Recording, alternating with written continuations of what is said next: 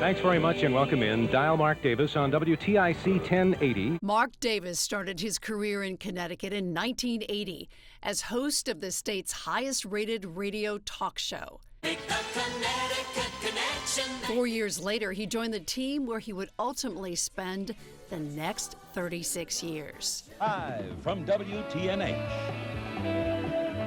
This is Connecticut's Action News at 5:30 with Mark Davis, Diane Smith, and Jeff Fox with the weather. Co-anchoring the news at Channel 8, all while maintaining his radio gig. There's one thing different about this show tonight. We're live on the Action News StarCam. We're here to salute this grand treasure. In 1989, Mark moved full-time to covering politics and government in Hartford. The following year, he was nominated for an Emmy as Best TV Anchor in New England and received an Emmy for his coverage of the 1990 gubernatorial election.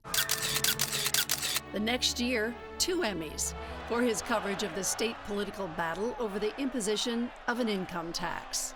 And good morning at 6 a.m. A decision was made to bring Mark back to the anchor desk to launch the state's first full-length morning newscast. Buongiorno, signoras and the state's first weekend morning news show. From the Polish National Home in Hartford, where a huge victory party is wrapping up. Then he was called upon to cover major events at the state capitol after 2 years on morning shows and was appointed chief capital and political correspondent. My time covering politics for News 8 is something that I'll never forget.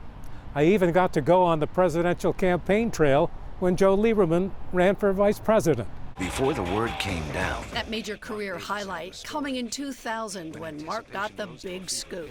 When Senator Lieberman left on a jet, became Gore's running mate, and then talked about how he felt. Mark Davis had the story. Covering the campaign trail in a grueling stretch of long days, late night flights, and very little sleep. Even at this very late hour, the Lieberman's day is hardly over.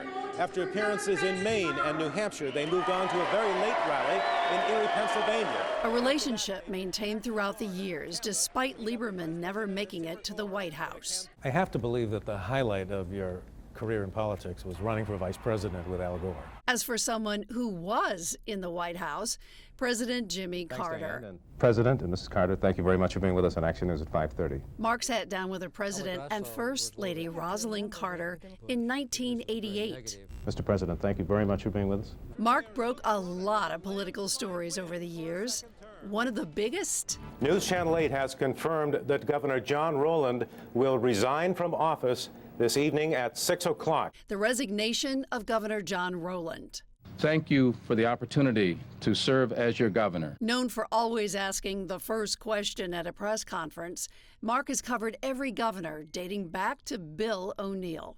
Action News 8's Mark Davis isn't always a welcome sight to politicians. But he earned their respect through his professionalism and fairness. I, Daniel P. Malloy, Governor of the state of Connecticut, do hereby honor and recognize Mark Davis in the state of Connecticut for the good guy he is and the great coverage he gives.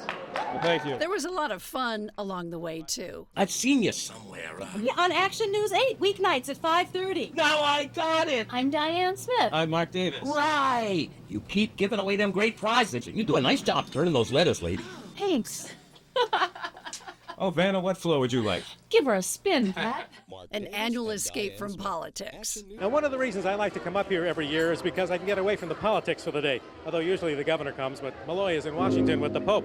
And that signature opening line, greeting viewers every night. And good evening, everyone. And good afternoon, everyone from the state capitol. And good evening from the Republican State Party Convention. Until his retirement in 2020. Good evening from the 99th annual edition of the Eastern States Expedition, better known as the Big E. And good evening from the Emergency Operations Center. And good evening, everyone from New Haven tonight. Congratulations, Mark, on your induction into the Connecticut Broadcasters Hall of Fame. A well-deserved honor nearly 5 decades in the making.